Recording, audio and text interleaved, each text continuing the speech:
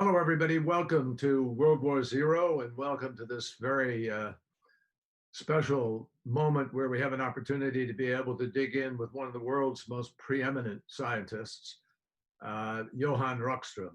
And I am really delighted that we're going to have an opportunity to be able to dig in for a in-depth conversation about the nature of the climate emergency, whether it is or isn't, where we are.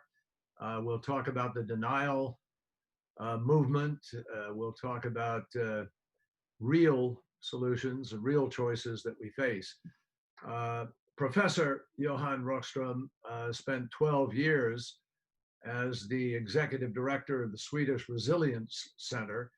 He has focused significantly on the interaction between landmass regions and water.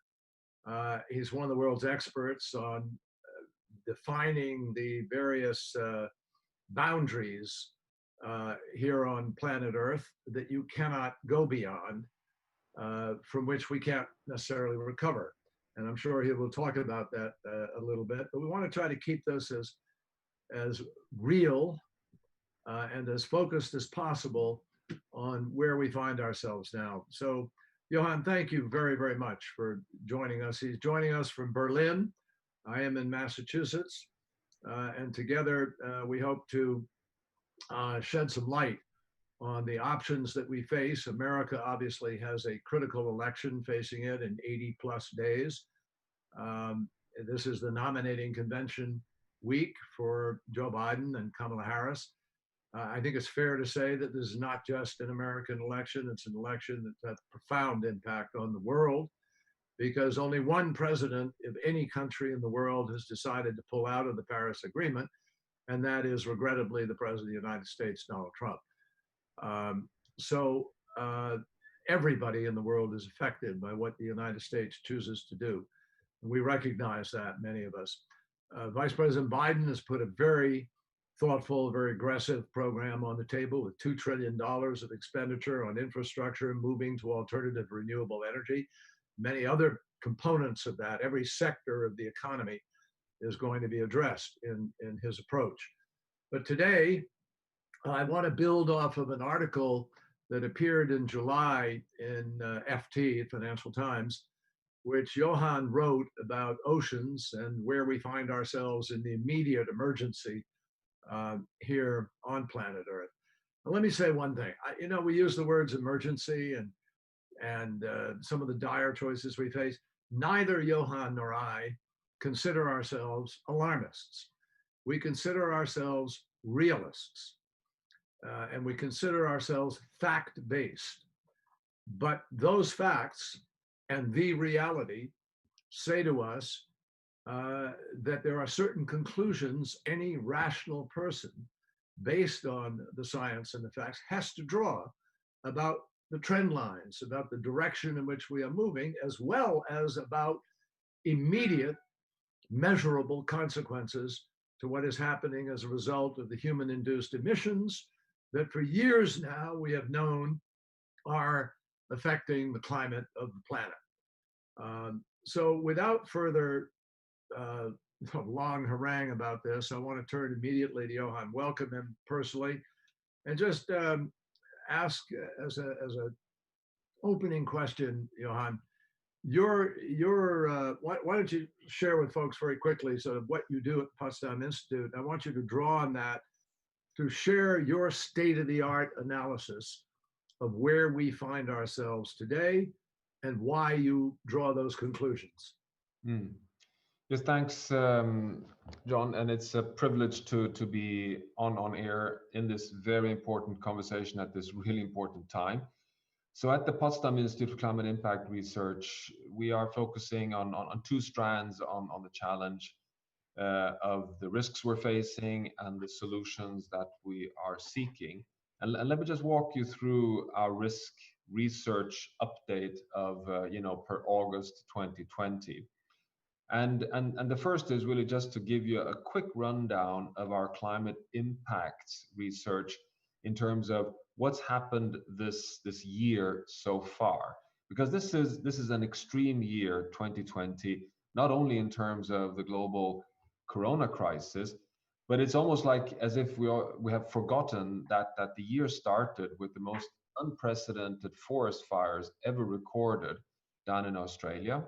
These have been scientifically well now documented as having been reinforced by human caused global warming. Those fires, apart from creating havoc on human beings and wildlife, emitted 900 million tons of carbon dioxide, which is a pulse, an immediate pulse of greenhouse gases, 2 times the whole annual country's emissions from fossil fuel burning in Australia. The Arctic sea ice is again at a record low, an area that you've been spending so much governance attention to. It is even below the record low of July 2011. So now we can start saying, unfortunately, that the Arctic sea ice is lost. We are following a projected path. That means we will have ice-free summers already, within 1 2 decades. And this is a dramatic blow because the Arctic Sea, in the research that we lead together with colleagues around the world, we know today that the Arctic sea ice, with its white surface reflecting back so much heat back to space, functions as a planetary, air conditioner, a cooling system that regulates both the ocean heat exchange in the North Atlantic, the Gulf Stream, how the monsoon works in the Amazon rainforest, how the West African monsoon works. So you have cascading domino effects originating from the Arctic Sea that spans and connects across the whole planet. This is another year with record low ice and record high melting on Greenland. It is a year of shock, scientific and human shock in Siberia, with 38 degrees Celsius, 100 Fahrenheit of record heat causing wildfires, permafrost thawing, and pests and disease in a way we've never seen before. I got the results from the Great Barrier Reef and my colleague Terry Hughes from Australia, showing that we have the third mass bleaching of the Great Barrier Reef in 5 years' time. And if you look at the statistics here, it's shocking how we in 1998 had a record bleaching of coral reefs across the world. The Great Barrier Reef was able to handle this reasonably well, but then comes 2016, 2017, and now 2020, leading to a point that the judgment is a catastrophe. 50% of the world's largest and richest coral reef has crossed the tipping point and is now at a point of no return. So can I just stop you? I want to come back. I want you to pick up here, but I want for some listeners who aren't aware of the connection between some of these things. I mean, Donald Trump would say, well, and they have said it publicly at certain meetings, well, now we're going to be able to dig for minerals, or now we have more land available to us. Or in the case of the barrier reefs, a lot of people would scratch their head and say, well, I don't scuba dive. I don't really care what's going on with the reefs. Why does it affect me? So can you make this a little more personal in terms of why that's so critical? What is the interconnectivity to life on the planet of these things you're talking about? Yeah, so the tropical coral reef systems, they play a fundamental role in contributing both to the state of the planet, I'll come to that, but also to supply livelihoods for hundreds of millions of people living along coastal areas, not only in the tourist industry, by the way, but also small scale fishing community around the world. When it comes to the biophysical components of the coral reef systems, so what happens in the oceans is that there's a balance between temperature and carbon dioxide and calcium in the oceans. And calcium carbonate, which is a combination of carbon dioxide and calcium, is one of the building blocks of all biological life in the oceans. And the coral reefs is one of the repositories for this building block that keeps the oceans stable. So what happens when we burn fossil fuels, we increase carbon dioxide in the atmosphere.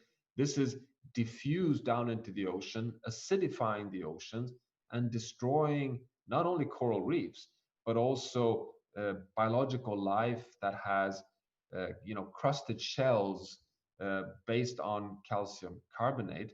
And that this is a a way of destabilizing the whole ocean, which means that the oceans today are subject to two stress factors, to two shock waves. One is higher temperature, but the second one is also this chemical, undermining due to the acidification of the oceans. Now, this is also a drama because it's cheating all of humanity in the sense that we burn fossil fuels. 25% of the carbon dioxide that we emit in the atmosphere is taken up by the oceans, meaning that the oceans are so to say, shoving our debt under the carpet, leading to the acidification and destruction of coral reefs and biological life.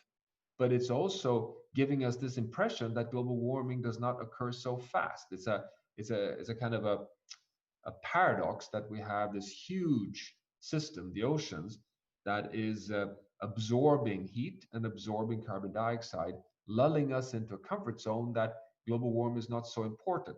That is what makes a scientist almost most nervous, because we know that this can go on just a certain limited time, as long as the planet is reasonably resilient and has this buffering capacity. But it bumps up into a wall, crosses tipping points, and then we cannot exclude having sudden release of heat. Extreme El Nino events are actually early warnings of this. So when I was referring to the increased frequency of bleaching events in the Great Barrier Reef, it's actually a higher frequency of El Nino events. And El Nino events is when the Pacific Ocean releases heat from warm surface waters. So the oceans are systems that are able to dampen our negative emissions and negative pressures, but they can also release heat and abruptly change things in a negative way. This is what we call tipping points, and is one of the areas that we are mapping at the Potsdam Institute. In fact, it's just before we enter 2020, we published the 10-year update of the tipping point risks in the Earth system. We have 15 known big tipping point systems that regulate the state of the planet. I mean, by these, I won't list them, but the Greenland ice sheet, the West Antarctic ice sheet, the Amazon rainforest, the stability of the oceans. We now have evidence that 9 of these 15 are starting to move in the direction of potentially crossing tipping points. So this is another piece of evidence that we are at a very high risk point where we cannot exclude, coming too close for comfort of big non-linear change. And the drama of crossing a tipping point is not necessarily that you get an immediate impact on the economy or on humans. It is that things become unstoppable, that we at that point are at risk, for example, of pushing West Antarctic ice shelves into irreversibly sliding into the ocean, which would mean that we would commit humanity not to 1 meter sea level rise this century, but potentially over 2 meters. These are the kind of unstoppable, irreversible changes we want at all cost to avoid. And many people who don't follow the issue that closely and who aren't up on the science sort of say to themselves, well, we'll cruise along. Yeah, it's not so great right now, but we've had other crises, and someone's going to come up with something that's going to provide us with a cleaner energy or provide us with a technological solution. The problem with that, obviously, is that if you've reached a tipping point, that won't make a difference to the continued damage that the CO2 already in the atmosphere continues to do. Is that correct?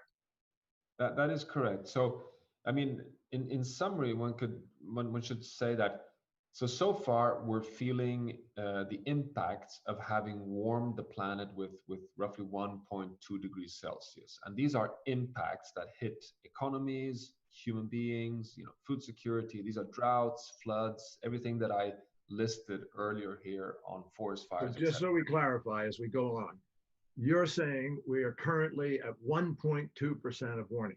1.2 degrees of warming, yes. 1.2 degrees centigrade of warming. Centigrades of warming, yes. And the science has told us, and in fact, the world in Paris adopted a goal of trying to keep the warming to 1.5 degrees, correct? Yes, correct.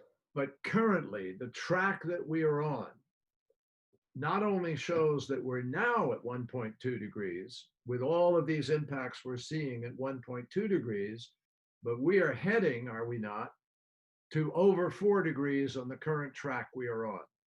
Correct. And that's Can where you talk about the implications of that?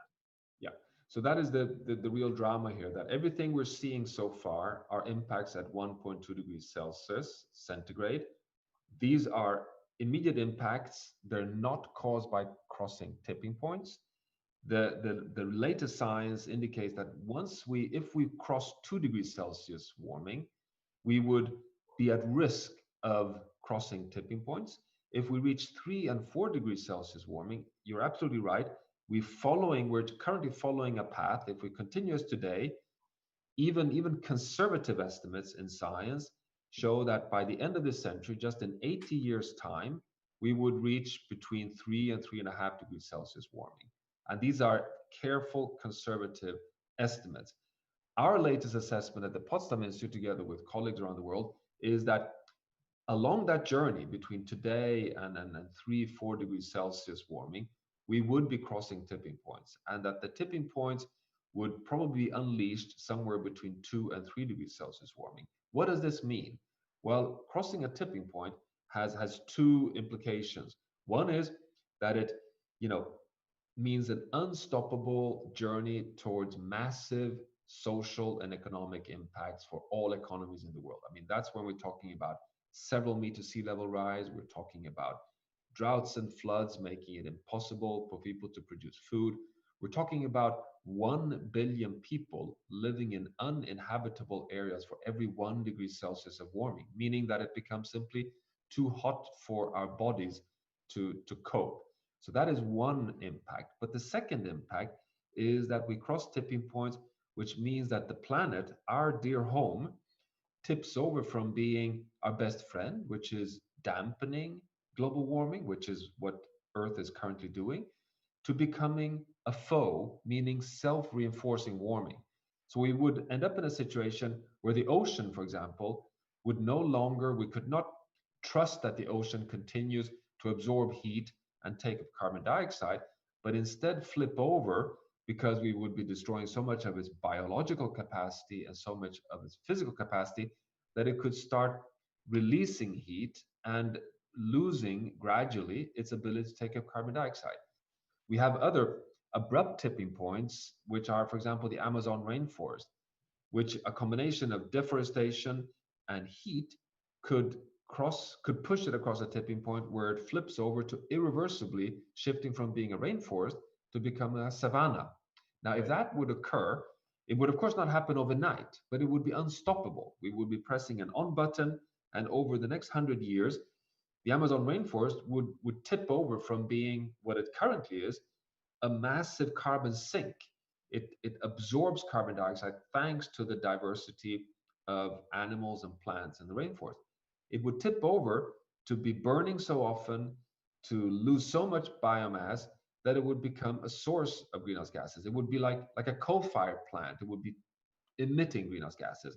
This is what we cannot allow to happen. We're not there yet. We're feeling, that we are starting to see the signs of 9 of the 15 tipping points starting to move in a worrying direction. We can still turn this around, but our best assessment today is go beyond 2 degrees Celsius, and we might lose control. We might simply be, handing over the control systems for the planet to Earth itself, that will be moving towards what we call a hothouse Earth state. So, Johan, as we go through these things, obviously someone sitting there is going to say, whoa, this is dizzying. And there's an awful lot to try to comprehend. One thing we will get to, and I want to lay the predicate for it, but I want anybody listening to know there are solutions. There are ways to get ahead of this. So we're not sitting here helpless, but I want to try to underscore the science and where we are before we get into some of those choices. But one of the things I wanted to emphasize is on the idea of, first of all, COVID-19 is hiding a lot of the things that are happening right now in climate. Mm. People aren't hearing about. I mean, the level of the fires right now, way more than there were last year. The heat in some cities. We had a city that was at 130 degrees, in fact, 130 degrees in Death Valley in the United States yesterday. Mm. That's a record, blown away, probably the hottest any place um, has ever been measured here, at least in the United States, if not on Earth. But I believe they had 125, 130 degrees in Pakistan this year, in the Middle East. We have been seeing heats that are not being reported or taken note of simply because of COVID 19. And can you speak a little bit to the greater impact of some of the things that we're seeing this year? Yeah, no, you're absolutely right. And not only, are we seeing impacts from extreme events which are hidden behind COVID, we're also starting to see the first signs that COVID-19 is interacting with these extreme events. We have, for example, the extreme droughts in the Horn of Africa and East Africa that actually started already in 2019, putting poor communities in a very dire situation. Come 2020, droughts continue, and then comes the desert locust invasion, hitting particularly Kenya, putting farming communities and pre-urban communities under tremendous pressure. And in comes COVID-19 with its enormous threat towards life and the need for social distancing. And you see food riots colliding at exactly this point when we need harmony to be able to deal with a health threat. So you see suddenly climate change, food insecurity, poverty, and a health threat interacting into islands of perfect cocktails of chaos occurring right in front of us. We have the floods right now in Bangladesh, some of the most unprecedented floods affecting millions of people right in this corona crisis. And of course, when you have societies that barely have functioning healthcare systems, a huge challenge to have citizens to be secure at this point. And if you hit them with human induced global warming extreme events, that just creates an even stronger cocktail of crisis. And the question is how to rise after these crises. So there's definitely a lot of learning to be done at this point, but you're right that we need to be very clear that we cannot just jump at one issue now, the health crisis, and forget about the planetary crisis of climate change. We have to recognize that these are intertwined and connected and reinforcing each other. And of course, we have a very interesting solution space here. For example, burning fossil fuels leads to smog and terrible air quality around the world. It's worst in the mega cities in the world where people have very, very poor access to good health. The COVID-19 is a lung infection. So if you have low lung capacity, you're in a much, higher risk state of mortality because of COVID-19. Decarbonize the fossil fuel systems, go electric, go for solar panels, go for wind. You get better air quality, better lung capacities, more resilient humans when you're hit by a pandemic such as COVID-19. So I think we will see potentially a kind of a revival of the air pollution agenda, which could be a pathway to accelerate our journey away from fossil fuels. So there are, both positives and negatives here, perhaps. So if I could add one thing to the very important sort of lay down that you're presenting here, you talked about sinks. A sink is a term of art, a scientific term used to refer to those things that swallow up and eat up carbon dioxide, store it, Yeah. store it. And there are natural storage places of carbon dioxide, trees, green, earth itself, and obviously the ocean. The ocean is one of the biggest, it's the biggest storage center of carbon dioxide. But to emphasize what you've said, that carbon dioxide being stored in the ocean and also being dropped as rain, the acidity of the rain going into the ocean is raising the acidity of the ocean itself, which is changing the life cycle and the capacity of marine life to be able to survive. It's an ecosystem. And a lot Yeah. of people don't realize, okay, ecosystem, every part is interdependent. Every part has an effect on the other. But what you said earlier about we've been able to measure the carbon dioxide going into the ocean, but recently, I can't remember, in the last few years, scientists in the Antarctic measured the regurgitation of CO2 is being spewed out of the ocean. Hmm. And that underscored the notion that we don't really know what the sort of when the gauge measures full. We don't know where the full is and Hmm. where it begins to spit it back. And then Hmm. we have a compounded problem in terms of having reached that maximum. Is there greater data now about where we are with respect to the maximum? Is there greater knowledge about how endless this storage capacity is? And what are we looking at for the long term? Hmm. Yeah, no, this is a really important point, and unfortunately, I'll disappoint you by saying that when it comes to the ocean, I would argue that we don't have the final answer there yet. How far away we are from a saturation point? That there is a saturation point, especially particularly in some parts of the oceans, that is well understood, but we don't have a full understanding. And the reason for this is that the oceans are really complex. It is the carbon dioxide sink is an interplay between physics and biology.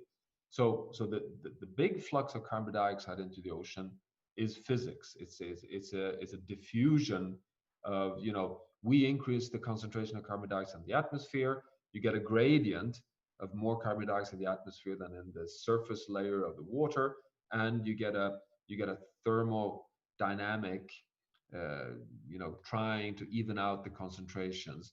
But then there's something exciting happening in the ocean, namely that biology kicks in.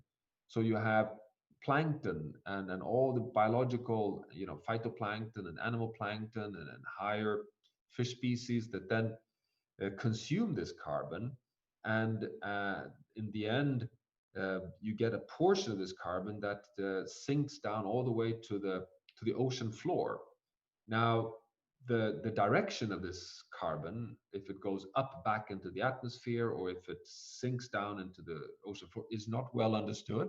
It's at the frontier of science, but I can share with you that in the IPCC and the scientific basis for the Paris Agreement, I mean the level of understanding when it comes to assessments of how fast do we have to phase out fossil fuels to be able to reach the 1.5 degrees Celsius limit, there we have very poor understanding of any saturation point in the ocean. Or to put it in another way, we assume that the ocean will continue to deliver this free service to humanity Yeah. almost in infinity.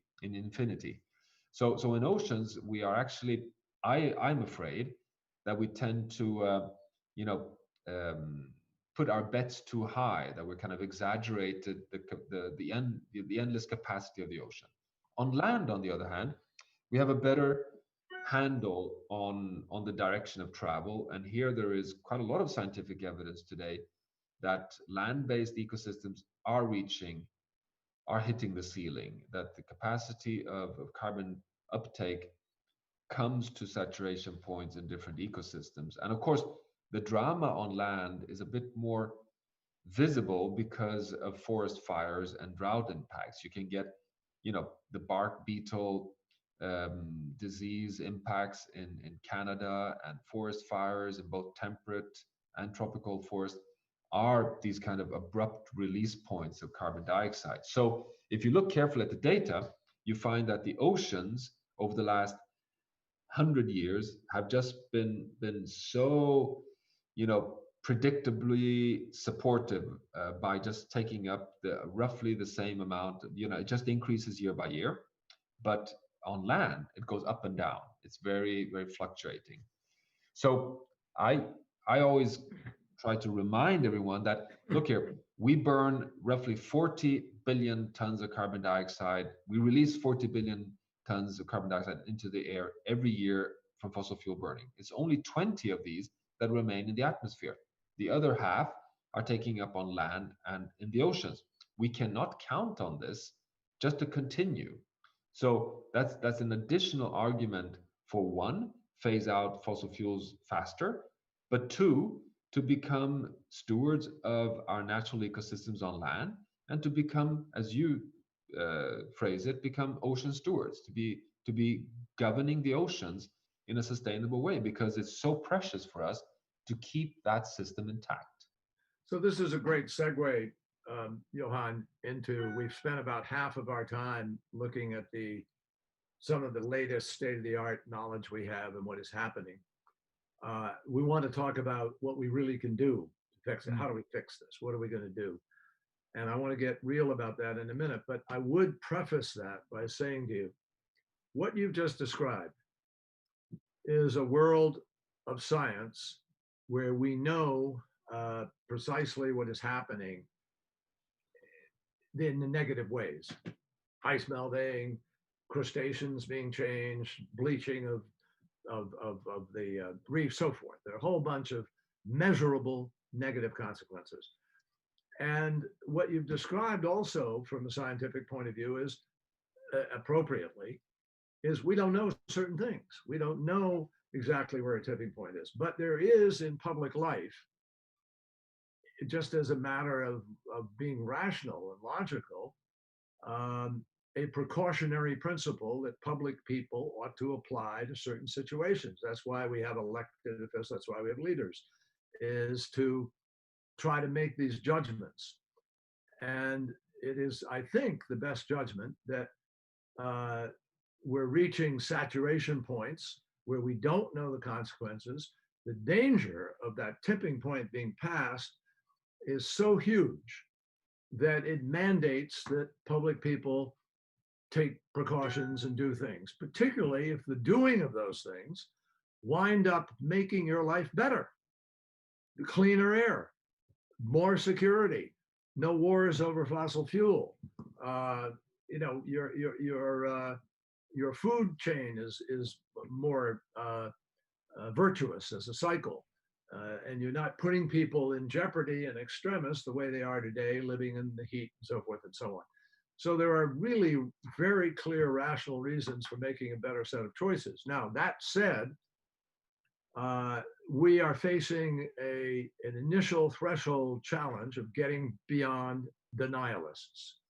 And I want you to speak for a moment about denialism, about, you know, we have a president in our country who first, for years now, has said climate change is a Chinese hoax or a democratic hoax, and who most recently said that COVID-19 is a Chinese hoax, and who didn't pay attention to it.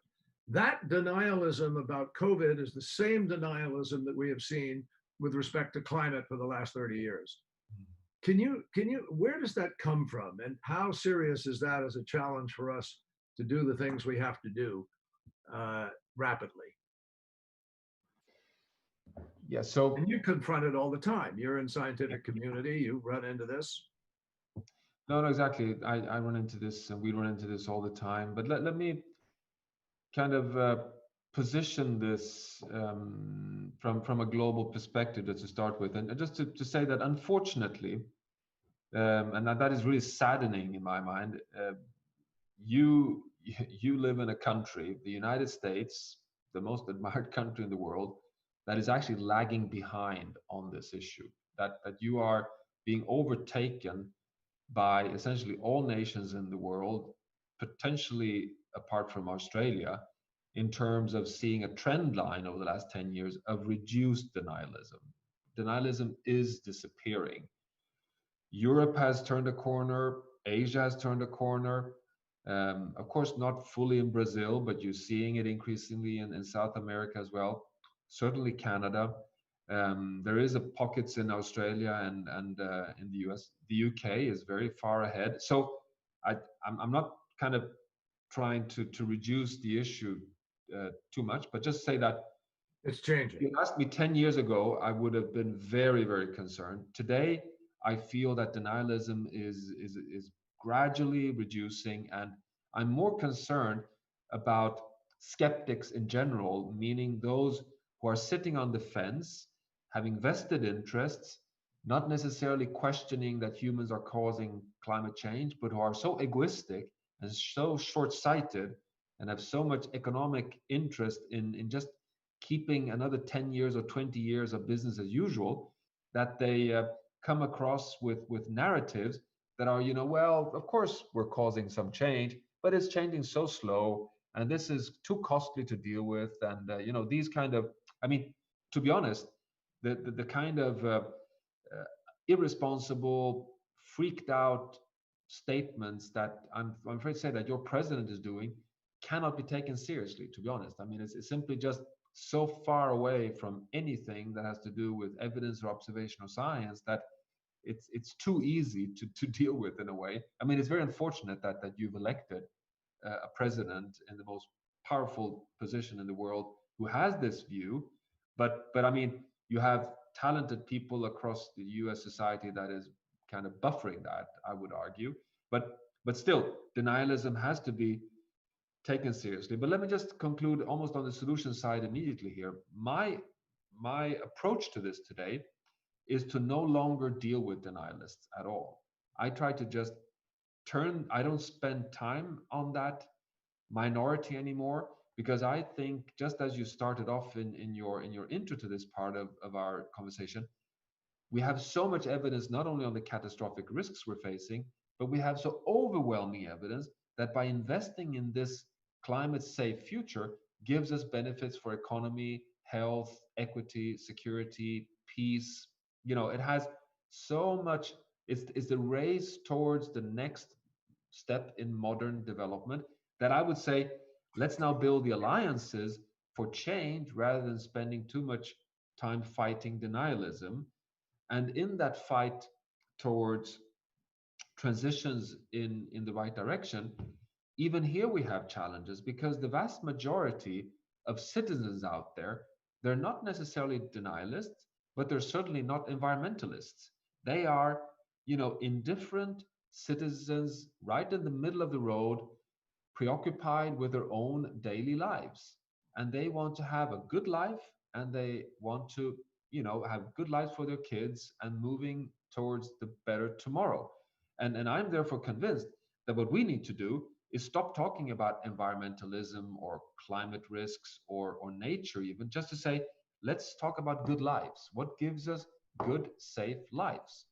And good, safe lives is about, healthy water, healthy air, zero carbon emissions, flexible modern energy systems, and that this is what can give us a much better, attractive, urban life or country life or wherever you live, and that will get even the indifferent masses on board, because they will just, of course, choose the better option. So far, I think I'm self-critical here. So far, environmentalists and scientists like myself, we've tended to express ourselves that saving the climate or saving the planet has a certain level of sacrifice, that there's a certain level of willingness to pay that we have to accept. I think we have to turn the corner here and move much more along the line that you have, if I may say so, been leading throughout your political life, because you come at this from a foreign policy, from a security perspective, not from an environmental perspective. And I think that's the way to go, to see this as an agenda of security and development, not an agenda of environmentalism. So let's develop that a little bit. Tomorrow, Johan Rockström is appointed the global czar to deal with climate, and you can immediately begin to get people to do things. What's your agenda? What do you start with? Well, that's of course a special position to have. And if we put aside all the democratic elements of this, I would, as my number one decision on the Monday morning in that role, I would abolish all the 600 billion US dollars a year in subsidies to fossil fuels. I would simply just withdraw all the money that is today subsidizing coal, oil, and gas. So that's number one. The number two is I would actually stipulate an end date. I would put a timeline on, coal-fired plants for electricity, on coal-fired plants for heat. I would put an end date on the combustion engine. I would put an end date towards cement production based on our conventional approaches, on iron production. I would go through sector by sector by sector in dialogue with those sitting in those sectors, and put an end date, which would be the trigger towards innovation. And then, of course, the third decision I would take is to basically try to get at least probably half of the funding that we're putting into fighting wars to invest in infrastructure that can build that zero carbon sustainable future. And then the next step in this would be a decision for oceans and for land, where I would set aside. What would you put the money into? You say if you're not putting as much into your military, you're putting it into what? I would put that into investing in the infrastructure of this transition towards zero carbon modern societies. I mean, trying to recognize the fact that we are building the zero carbon future, which is basically reshaping roads, trains, transport, charging systems, the whole infrastructure around zero carbon I just future. comment to you that at least in the United States, analysis shows that every $1 billion you spend on infrastructure actually is the equivalent of between 27,000 and 35,000 jobs. Yeah. So it's a massive employment component, and obviously improves quality of life immeasurably. Yeah, no, I mean that's the kind of positive virtuous cycle that this would trigger. I might mention Vice President Biden has proposed a $2 trillion investment component, a very significant part of that directly into infrastructure that would address climate change, the But then energy. I would on that list also, just to continue it. So there are two kind of urgent levers we need to embark on. I mean, one is the energy lever, which is to, bend the global curve of emission this year and cut emissions by half every decade, what we call the carbon law, inspired by the Moore's law, which is, an innovation pathway towards a zero carbon world economy in 30 years' time by 2050. That's one path. The second big urgent path is to transform the global food system, which means how we, exploit the oceans for fish, and how we exploit land for food, for meat, and for crops, and to transition towards sustainable agriculture across the world. I mean, people don't tend to not understand that the single largest threat to the planet is the way we produce food.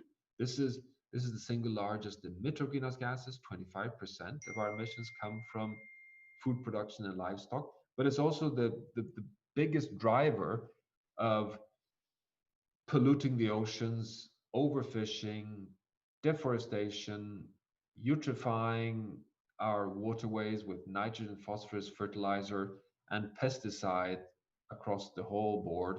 So, cleaning up the planet by transitioning towards sustainable agriculture systems and reducing the climate threat by decarbonizing energy systems, these would be the two big line items that I would embark on. And what's so exciting with these two is that we have the solutions. We know how to do this.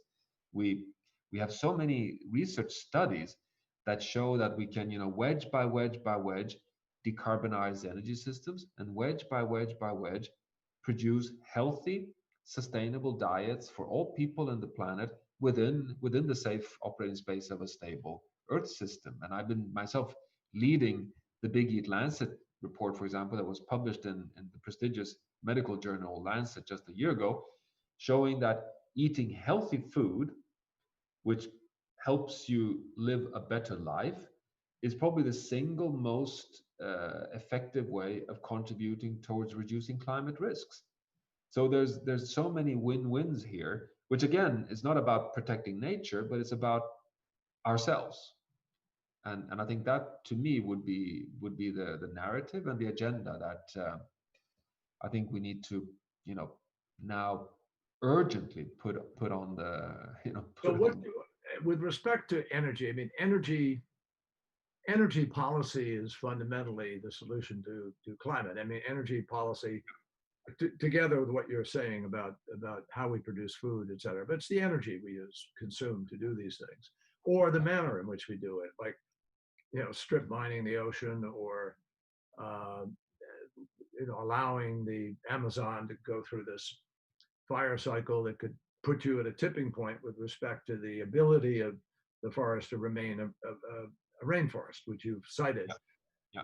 But what do you say to the folks who say, well, okay, sounds good. Yeah, we could put in for some solar panels. I can put a wind thing once we've fought with all the people who say no to being in their backyard. We get a wind turbine up, but we're not going to be able to do that fast enough, number one. And number two, what happens when the sun doesn't shine and the wind doesn't blow? How are we going to provide that base load? You keep hearing the base load argument of companies that say, we got to produce 24/7, 365. We can't wait for the wind. We can't sit around. We can't stop our production. How do you stopgap that without better battery storage or without a better transmission system on a global basis? Mm. Yeah, no, you're putting your finger on this big infrastructure transition we face, and the challenge is not only huge, but it's also very different in different parts of the world. I mean, one should recognize that we have to, find basically tailored solution for every nation in the world, because you're right, a transition towards a zero carbon modern economy for any country has to have a very significant base load combined with flexible energy sources, and very likely also increasingly connected towards broader energy markets where you can get help when surplus from one country can supply energy for deficits in other countries. But that base load challenge is a fact. And of course hydrogen, of course water, hydropower, but also recognizing that we are at a planetary emergency point, which means that cutting global emissions by half in 10 years is a revolution pace. I mean, we have to reduce emissions by 7% per year. The COVID-19 crisis, which is the biggest impact on the global economy since the 1930s, will be reducing emissions by only 5, 6, 7%. That's the pace we now have to follow every year until we have phased out fossil fuels. So of course, maintaining the zero carbon energy infrastructure we have, I mean, even nuclear power plants, will in my mind be necessary for us to have a chance of really delivering at scale. I mean, you're absolutely right that we have to move away from this phase in the development that putting a few solar panels on the roof will be enough. We are talking here about a global transformation. Is the beginning of the end of the fossil fuel era for humanity on Earth. And it's not going to happen in 100 years. It has to now happen in 30 years. This is massive. And again, the only good news here is that we have the solutions and we can do this. I mean, when you think of it, When you step say one, we have the solutions, tell people yeah, what they are.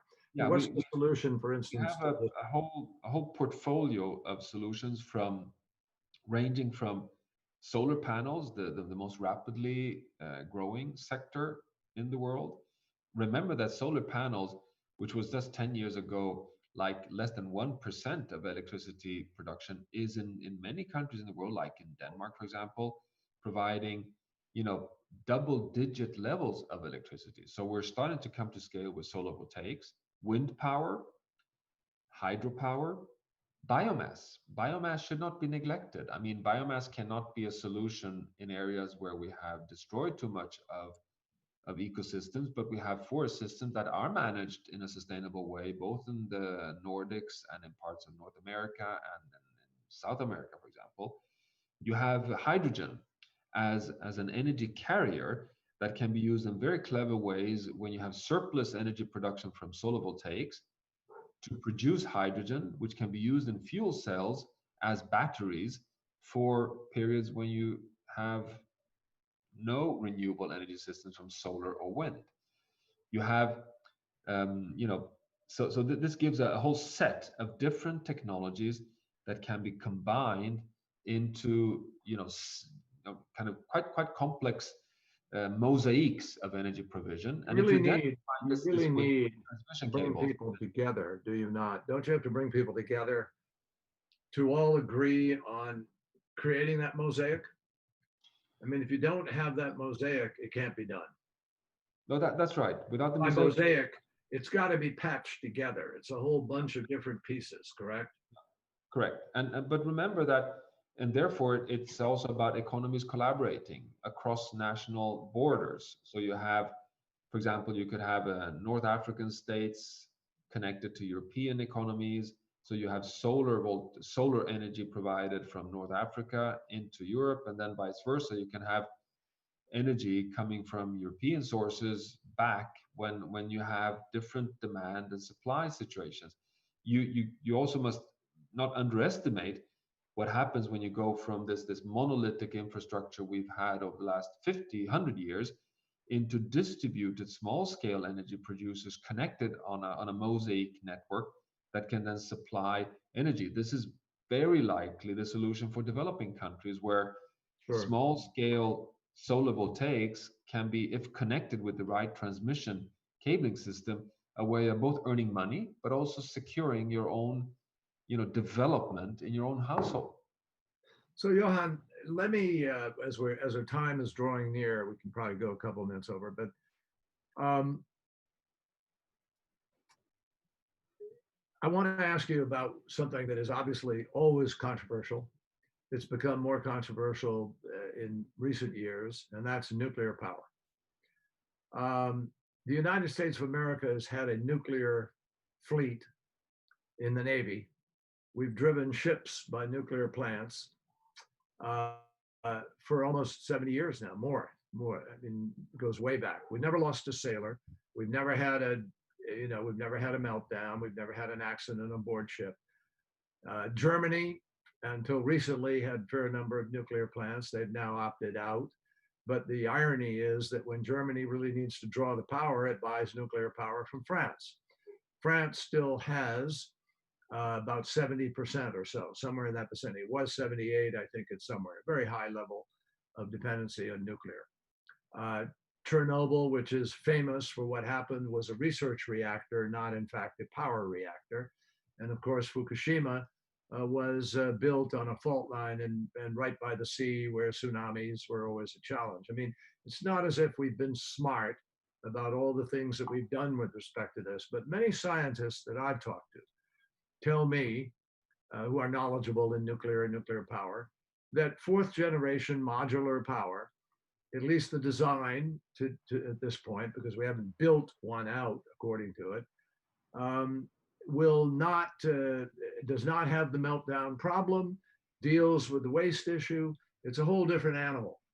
And since this power is zero emissions, I mean, it's zero, not a question of carbon capture, not a capture of managing, it's zero.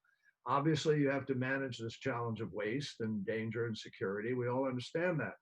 But in the balance of things here, should people be thinking more about taking those equities that I just laid out and measuring them against the huge difficulty of getting people to agree to this phase out of fossil fuel? I mean, the marketplace could make this decision if the right choices were put in place. And so it's a battle where there are people on all, obviously, who say you never need it, we don't have to do it. There are a lot of those who argue that just renewable and alternative energy and sustainable development energy can handle the load. What's your take on that? Could you sort of weigh in from your vantage point? Mm.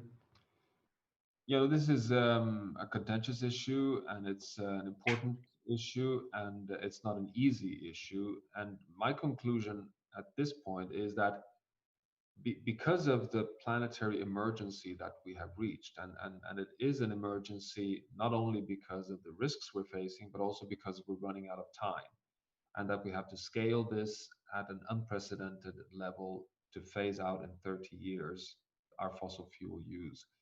And in that and at that juncture, I think we need to put all the options on the table. And because carbon capture and storage, which will also be needed, shows very limited promise so far in terms of being able to kind of retrofit and take up carbon dioxide in coal-fired plants in particular. I would say that nuclear power should not be ruled out as a complement in that transition journey. I would, however, emphasize that I think any investment in nuclear power should be done under the requirement of a full costing of that energy system and combined with a price on carbon for all energy systems. So if you put the right price on all energy systems, and then let the market compete, basically, to say, okay, we're putting a full costing on the climate damage caused by fossil fuels, and we put a full costing on the risks related to and the waste costs of nuclear power. Let's then see Yeah. what mix we end up with on an economically efficient way. If you do that in many parts of the world, you'll find that solar, wind, and biomass will probably be the prime option. But in some other parts, the fourth generation of modular nuclear power may be an important complement to give you baseload in that transition. I cannot see any other way there. Of course, it will require that political leaders, people who sit on the kind of position that you've held, need to then also govern the security around this. And that is, of course, one challenge that also needs to be handled very carefully. Well, I appreciate your candor about it, and I think you're right about the market is going to be a critical component in making any kind of decision on something like this. But I do worry that without a major, much larger, we did mission innovation when we did the Paris Agreement, you recall. Yeah. And mission innovation was a big effort to bring India and China and other countries to the table and join into a greater R&D initiative to be able to find out what the possibilities might be. I don't think that has been adequately. I regret that part of the reason it hasn't been adequately pursued is Donald Trump taking such a oppositionist stance, and he hasn't done anything to try to advance the cause of that research and R&D. If we were to create a global consortia, bringing scientists together and working rapidly to determine best options for moving all of us together simultaneously. Because one of the things, obviously, is a lot of companies don't want to be disadvantaged. Obviously, nobody wants to be disadvantaged. No government wants to suddenly see, oh wow, our electricity rates are going to go way up because we're forced to do X or Y, and everybody else is going to clean our clock in the marketplace because we're going to have our products be so much more expensive. So you have to work through all these imbalances and inequities, but you can't begin to work it through if you're not convening the meetings and you're not sitting down and bringing the experts to the table to do it. And we haven't been doing that. We have lost 4 years in this effort. While certain countries, and I give them credit, Germany being one, and France and others, have made their best efforts to try to convene and pull people together. But this is going to have to be, I mean, if ever there was an issue where the United Nations or other entities, at least conceptually, in real life it's hard, but conceptually ought to be able to be leading the charge here. This is it seems to me. No, absolutely. I mean, this is the moment for the United Nations. That's why I've been arguing time and time again that the climate agenda, because it is a security, it is about the risk of destabilizing the whole planet. It's about the security for all nations in the world, should be at the top item on the Security Council of the United Nations and dealt with there. And that's where you deal with conflict and the whole nuclear power question is on that central, most powerful point of the United Nations. I think that we have to lift the whole climate agenda at the highest level and recognize what it is. It is an emergency point. We still have a chance to sort this out, but we need all hands on deck to do that. And you're right. This is the moment of truth in a way, and it's so doubly frustrating given that we have so much of the solutions and we know the solutions can deliver. Well, I couldn't agree with you more. I think that's a wonderful way to wrap this up, is with your summary. And I would only add to it that the frustration is we do have so many of these solutions staring us in the face. Yeah. We do not lack the capacity to do this. We lack the willpower. And that's what elections are about. That's what choices are about in governments. And for this moment, this is one of the most important things that any of us can be working on. Obviously, life itself depends on the outcome. So I can't thank you enough, Johan. Your work is so important. We're grateful for what the Potsdam Institute is doing, and you personally are doing with your colleagues there. You have a co-director, and I know you're all lifting heavily. Let's stay in touch. I'd love to see sort of what the response to this conversation is in some ways that can open up perhaps a redux. We can come back and pick up on the loose ends and see if we can't cobble together a genuine agenda out of this discussion, because God knows we need it. Thank you, my friend. Take care. Thanks a lot. Be well. Stay safe.